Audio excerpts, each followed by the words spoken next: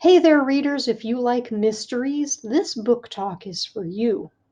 I'm focusing on The Case of the Burgled Bundle, third in a series featuring a group of young people who solve mysteries on and around the Windy Lake First Nation, a fictional First Nation in Canada. Author Michael Hutchinson is a citizen of the Mississippiwistic Cree Nation in Grand Rapids, Manitoba, Canada. His series centers around four cousins, Chickadee, Atim, Otter, and Sam, collectively known as the Mighty Muskrats. In their latest case, the National Assembly of Cree Peoples has gathered at Windy Lake. This is a huge deal for Windy Lake to be host to this gathering, even more so because it involves a treaty bundle, the center of a 4-day-long ceremony.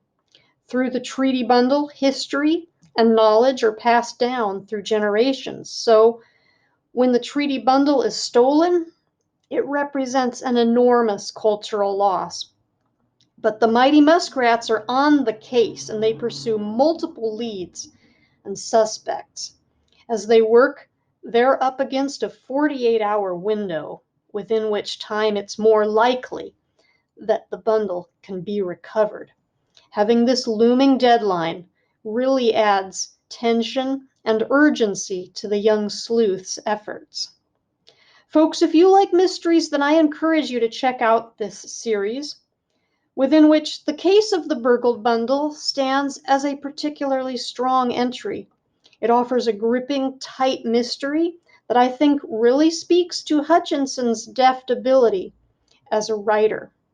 Along the way, the story touches upon valuable themes, including the importance of promises kept and making amends for mistakes, and ways that members of a community need to support and rely on one another. The Case of the Burgled Bundle will be published in April 2021 by Second Story Press. My thanks to NetGalley and the publisher for a digital advance copy.